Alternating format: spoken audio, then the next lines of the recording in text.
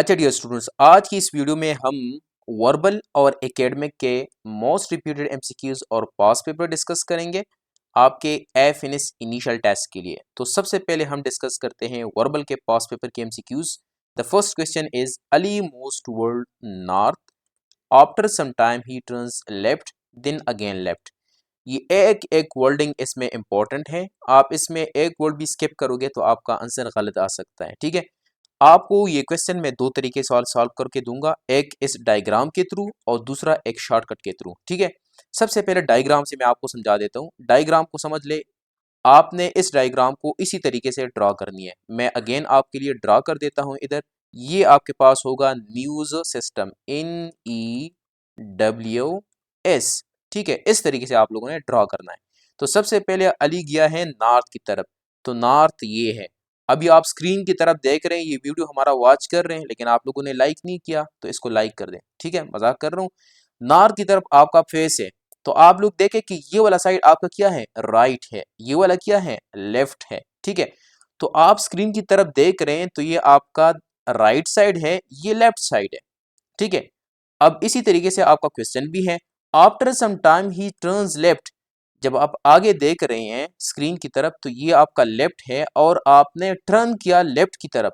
अभी आप लेफ्ट की तरफ टर्न कर ले, तो जब लेफ्ट की तरफ आप इससे इस साइड पे टर्न करोगे तो आगे आप कौन सी डायरेक्शन में जाओगे, वेस्ट की तरफ। ठीक है, तो अगर क्वेश्चन में आपसे इधर तक पूछा जाता तो आपका आंसर क्या होता, वेस्ट होता। लेकिन क्वेश्चन आगे भी कंटिन्यू है, देन अगेन टर्न लेफ्ट, फिर से उसने लेफ्ट किया टर्न किया, तो वेस्ट का लेफ्ट क्या बनता है, साउथ बनती है। ठीक है, अब इसने अगेन इस तरीके से रोटेट किया तो साउथ बन गया।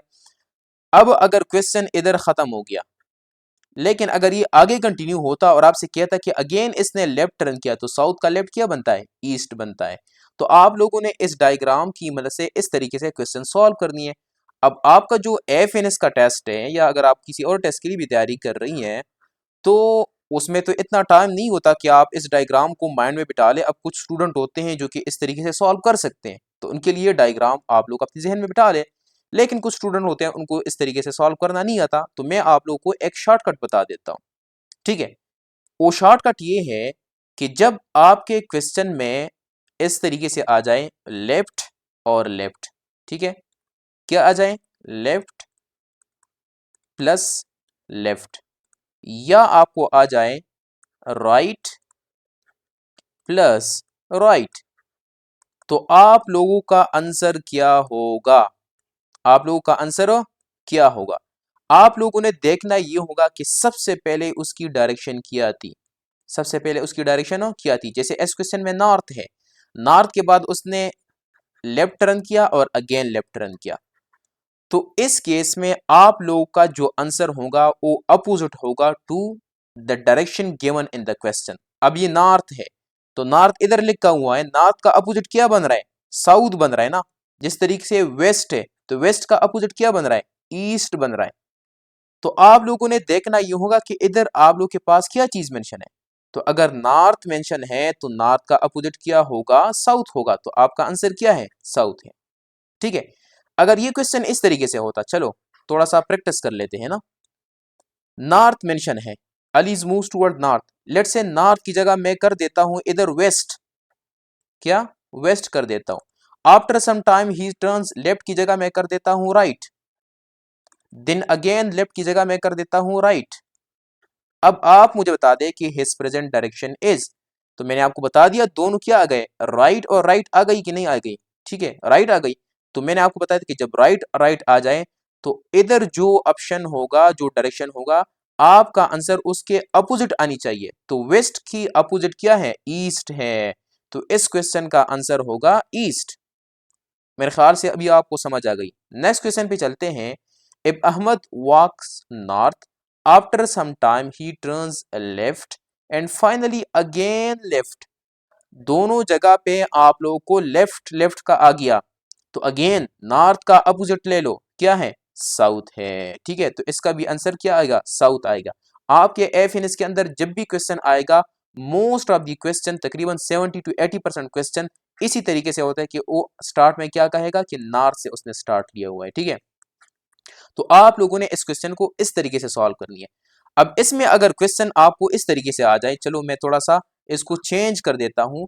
If Ahmad walk toward north then he turns left and finally again left की जगह मैं कर देता हूं राइट। क्या कर देता हूं? राइट। यानी आप लोगों के पास अगर क्वेश्चन में लेफ्ट प्लस राइट आ गया, लेफ्ट प्लस राइट आ गया, या राइट प्लस लेफ्ट आ गया, तो इस केस में आप लोगों का आंसर क्या होगा? तो इस केस में आप लोग का आंसर वही होगा जो इधर लिखा हो।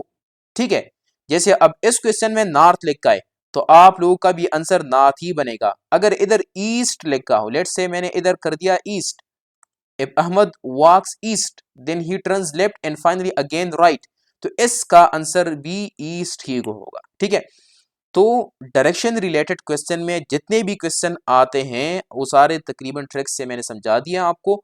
लेफ्ट राइट आ गया, राइट लेफ्ट आ गया, तो आंसर क्या होगा? वही होगा जो इधर लिखा है। लेकिन अगर लेफ्ट लेफ्ट आ गया, राइट राइट आ गया, तो फिर आंसर क्या होगा? इधर जो मेंशन होगा उसके अपोजिट होगा। ठीक है, अच्छा जी, point out different from the following, America, Africa, Euro and Asia. ये सारे नाम जो है कंटिनेंट के हैं, लेकिन यूरो हमारे पास क्या है? करेंसी है। जिस तरह पाकिस्तान की क्या है? रूपी है।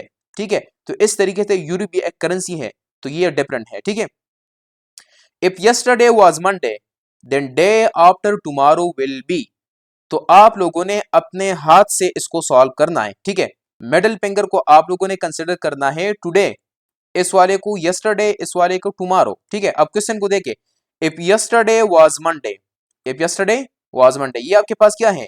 यस्टरडे है ना। तो अगर यस्टरडे को मैं कंसिडर कर लू मंडे, ठीक है, और आपसे पूछा है डे आफ्टर टुमारो, तो ये वाला आपसे पूछा गया है कि इधर क्या आएगा। तो अगर ये मंडे है, ये ट्यूसडे, ये वेंसडे, तो ये क्या आएगा? थर्सडे। तो आंसर क्या है? Option number C. Akbar is older than Ahmad, Umer is older than Akbar, who one is elder. ठीक है, तो ओल्डेस्ट कौन है? तो आप लोगों ने इसके लिए एक ट्रिक मैं आपको बता देता हूं। आप लोगों ने अपनी माइंड में इस तरीके से एक लाइन खींचनी है। एक साइड पे आप लोगों ने लिखना है यंग और एक साइड पे आप लोगों ने लिखना है ओल्ड। ठीक है, अब देखिए, Akbar is older than Ahmad, तो अकबर क्या है? ओल्डर है, तो इसको आप लोगों ने ओल्डर वाली साइड पे लिखना है, दिस इज अकबर, एक ऐसे मैंने लिख दिया। और अहमद को यंग वाले साइड पे लिखना है, क्योंकि अहमद क्या है? यंग है ना। उमेर इज ओल्डर देन अकबर, अब उमेर जो है अकबर से भी बड़ा है, तो आप लोगों ने उमेर को ओल्ड वाले साइड पे लिखना है और अकबर ऑलरेडी यंग वाले साइड पे आ गया। हु इज द एल्डेस्ट, तो आप देखें, जो ओल्ड के करीब होगा वो यंग, ओल्ड एल्डेस्ट होगा। ठीक है, जैसे उमेर सबसे करीब है, तो उमेर आपका ऑप्शन आ गया। अगर यही सेम क्वेश्चन आपसे पूछा जाता और आपसे कहता हु इज द यंगेस्ट, तो यंगेस्ट कौन होता? अहमद होता। ठीक है, लेकिन अगर इसी क्वेश्चन में मजीद आपसे पूछा जाए कि सीक्वेंस में बता दे कि कौन सबसे ओल्ड है फिर और उसके बाद, तो सबसे ओल्ड क्या है? उमेर है, देन अकबर है, एंड देन आपके पास क्या है? अहमद है। ठीक है, तो किसी भी तरह के क्वेश्चन आपसे पूछे जा सकते हैं। After arranging this letters it is the name of, तो सबसे पहले काम आप लोगों ने ये करना है कि इससे एक मीनिंगफुल वर्ड आपने बनानी है। जैसे अगर मैं इसको अरेंज करूं तो इससे बनेगा पेरिस। ठीक है, और पेरिस आप लोग को पता है कि it is the name of city, और ये हमारे पास क्या है? फ्रांस में है। ठीक है, फ्रांस में एक सिटी का नेम है। ठीक है, तो ये आपके पास आंसर आ गया। नेक्स्ट क्वेश्चन हमारे पास है, complete the following series 2, 6, 14, 30 and 62। आप लोग के पास 8 डिफरेंट मेथड्स जो है मैंने एक्सप्लेन किए हुए हैं इस तरह के क्वेश्चन को सॉल्व करने के लिए, और उसमें एक मेथड आप लोग के पास है मल्टीप्लाई बाय 2 प्लस माइनस 2। ये एक मेथड है जिसके थ्रू आप लोग इस तरह के न्यूमेरिकल जो है नंबर सीरीज वाले क्वेश्चन को सॉल्व करते हैं। अब इसमें आप लोग देख ले कि हमारे पास क्या है, 2 से 6 किस तरीके से बना हुआ है। 2 के साथ पहले मल्टीप्लाई किया हुआ है, देन 2 इसके साथ ऐड हुआ है, तो 2 multiply by 2 is equal to 4 plus 2 is equal to 6। अब इस तरीके से 6 को आप लोगों ने 2 के साथ मल्टीप्लाई करना है, तो 12 बन गया और 2 ऐड कर दिए 14। इस तरीके से 14 को मल्टीप्लाई बाय 2 कर ले तो हमारे पास 28, और 28 प्लस 2 इज इक्वल टू 30। अब 30 मल्टीप्लाई बाय 2 60, और 60 प्लस 2 इज इक्वल टू 62। अब 60 मल्टीप्लाई बाय क्या करें? 2 करें, तो हमारे पास बन जाएगा 4 एंड 124। और इसके साथ अब 2 को ऐड करें तो हमारे पास बन जाएगा 126। तो ऑप्शन नंबर सी में मौजूद है। अगर आप लोग ए फिनिश के लिए तैयारी कर रहे हैं तो उसके लिए हमारे ऑनलाइन क्लासेस जो हैं स्टार्ट हैं। अगर आप लोग के पास जस्ट 2 to 3 डेज हैं तो उसके लिए आप लोग हमारा मॉक टेस्ट सीरीज ज्वाइन करें। इस मॉक टेस्ट सीरीज में पाकिस्तान के तमाम एसआरसीज के मोस्ट रिपीटेड एमसीक्यूज और पास पेपर हैं और आप लोग इसको 1-2 दिन के अंदर सॉल्व कर सकते हैं। टोटल आप लोगों को मिलेगी 9 टेस्ट और ये 9 टेस्ट कौन कौन से होंगे? 3 वर्बल के, 3 नॉन वर्बल के और 3 एकेडमिक के। हर टेस्ट के ऊपर टाइमर लगा होगा और according to your actual test होगा। जैसे 84 एमसीक्यूज होंगे वर्बल में, इसमें 64 एमसीक्यूज होंगे नॉन वर्बल में और 50 एमसीक्यूज होंगे एकेडमिक के अंदर, ठीक है। और ये इसके ऊपर टाइमर लगा होगा 30 मिनट, ताकि आप टाइम मैनेजमेंट भी सीख सकें। क्योंकि अगर आपको एमसीक्यू करना आता है लेकिन आप 30 मिनट के अंदर अंदर टेस्ट सॉल्व नहीं कर सकते हैं तो आपसे एमसीक्यू रह जाएंगे, ठीक है। तो इस मॉक टेस्ट सीरीज में आप लोगों को ये फीचर भी मिलेगी और ऑन द स्पॉट आपको रिजल्ट मिलेगा और आप लोगों को बाकी स्टूडेंट जिन्होंने मॉक टेस्ट सीरीज ज्वाइन किया हुआ है आप लोगों को पता चल जाएगा कि उनके कितने मार्क्स हैं, ठीक है। तो मॉक टेस्ट सीरीज में आप लोगों को टेस्ट मिलेंगे और उसकी वीडियो डिस्कशन भी, वर्बल और नॉन वर्बल की वीडियो डिस्कशन भी मिलेगी, ठीक है। और मॉक टेस्ट सीरीज की जो फीस है वो है 3K यानी 3000, ठीक है। लेकिन अगर आप लोग के पास टाइम ज़्यादा है, जस्ट लाइक 10 to 15 डेज हैं, तो आप हमारा फुल सेशन ज्वाइन करें। फुल सेशन की जो फीस है वो 6000 है, ठीक है। और इसमें आपको सबसे पहले लेक्चर्स दी जाती हैं, उसके साथ प्रैक्टिस एमसीक्यूज, और जब वो आप कंप्लीट कर देते हैं तो यही मॉक टेस्ट सीरीज भी आपको दी जाएगी। उसके अंदर कोई एक्स्ट्रा चार्जेस नहीं होंगी। इसके अलावा इनिशियल टेस्ट के जो एक्सपीरियंसेस हैं, जितने भी डेली बेसिस पे एक्सपीरियंसेस आते हैं, वो भी आपको सॉल्व फॉर्म में मिलेंगे। इसके साथ आपको व्हाट्सएप ग्रुप के अंदर ऐड किया जाएगा। आपका कोई भी क्वेश्चन हो आप उधर पूछ सकते हैं और साथ में आपको फ्री ऑफ कॉस्ट इंटरव्यू की तैयारी भी की जाएगी। तो अगर आप लोगों ने ज्वाइन करना है तो हमारे इस नंबर पे व्हाट्सएप पे मैसेज करें और हम आपको गाइड कर देंगे किस तरीके से आप लोगों ने ज्वाइन करनी है। अच्छा जी, ये हमने कुछ एमसीक्यू डिस्कस कर दिए वर्बल पोर्शन से। अब हम एकेडमिक पोर्शन से कुछ पास पेपर के एमसीक्यू डिस्कस करते हैं। तो क्वेश्चन नंबर फर्स्ट हमारे पास है, boiling point elevation is the example of which property? So the correct option is colligative property. अब पढ़ते हैं कि कॉलिगेटिव प्रॉपर्टी क्या चीज़ है। जब भी आप एक सोल्यूशन बनाते हैं, लेट से ये हमारे पास एक कंटेनर है और मैंने इसमें सोल्यूशन बना दी, लेट से मैंने चीनी की शरबत बना दी, ठीक है। तो अब इसमें दो चीज़ें होंगी, एक आप लोग के पास होगी सॉल्वेंट, ठीक है, क्या होगी? सॉल्वेंट। और एक आपके पास होगी सलूट, ठीक है। अब चीनी की शरबत में सॉल्वेंट क्या चीज़ होती है? वाटर होती है।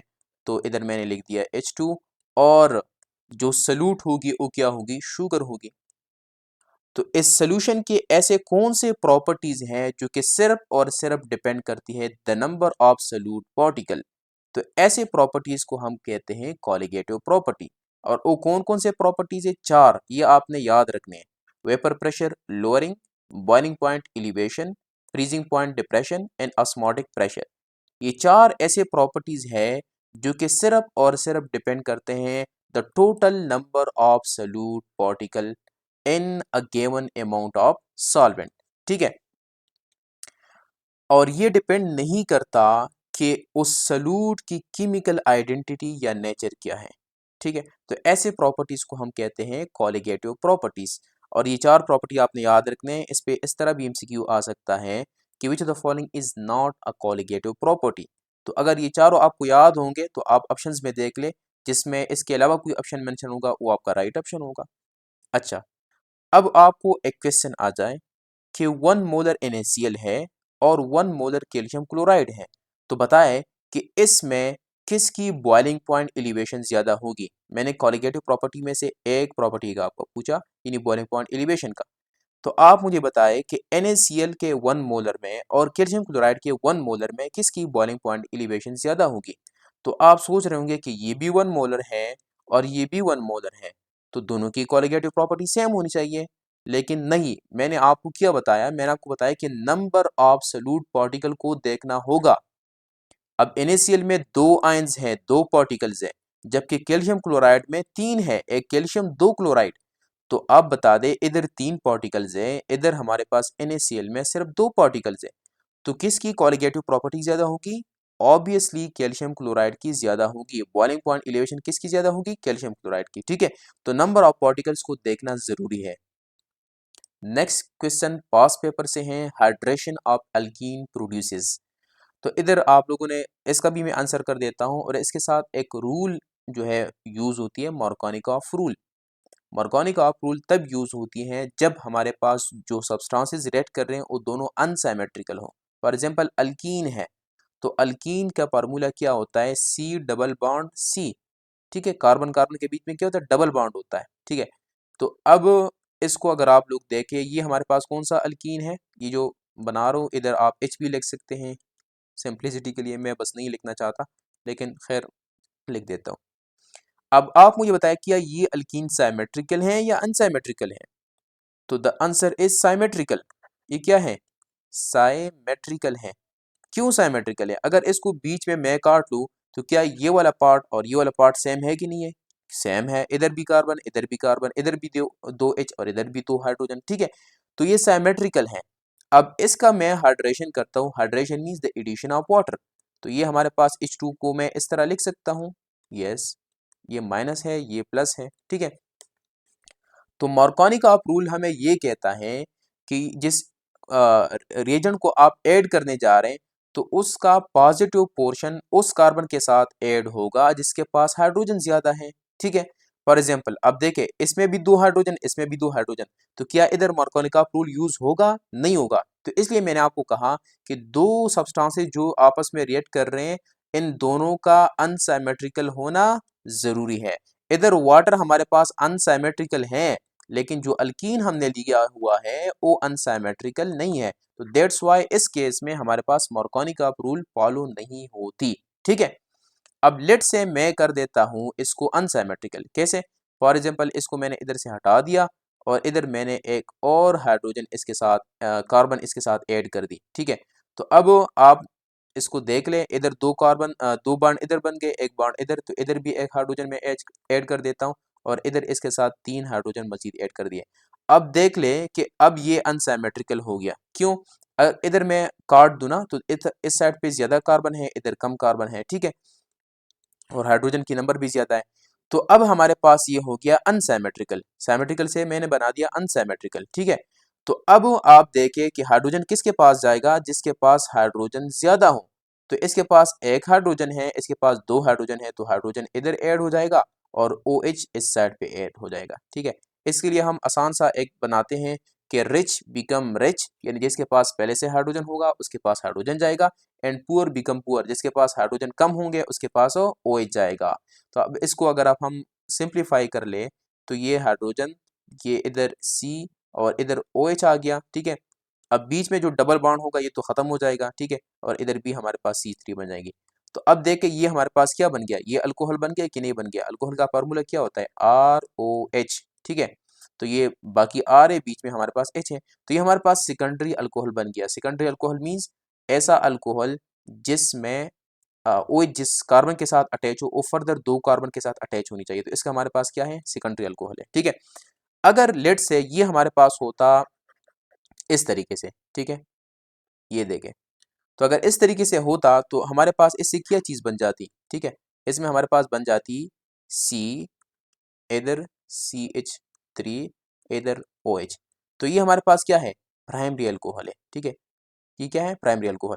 तो इधर नीचे मैंने कुछ चीजें शॉर्टकट आप लोगों की मेंशन की है कि the hydration of alkyne generally yield secondary और टर्शियरी अल्कोहल, या सेकेंडरी अल्कोहल यील्ड करेगा या टर्शियरी। लेकिन एक अल्कीन ऐसी है जिसका अभी हमने तस्करा किया कि एक अल्कीन ऐसी है जो कि हमारे पास प्राइमरी अल्कोहल देता है, और वो क्या है, ईथीन है। बस ये दो तीन एमसीक्यूज आप लोग याद रखते हैं कि hydration of alkyne produces alcohol, कौन सा अल्कोहल, या प्राइमरी या सेकेंडरी या टर्शियरी। ठीक है, अब कब टर्शियरी और सेकेंडरी होगा, जब हम अल्कीन ऐसा ले ले जिसमें दो से ज्यादा कार्बन हो, यानी ईथीन से ऊपर वाले जो अल्कीन है वो हमारे पास क्या प्रोड्यूस करेगा, सेकेंडरी और टर्शियरी प्रोड्यूस करेगा, जबकि हमारे पास ईथीन प्राइमरी अल्कोहल प्रोड्यूस करेगा।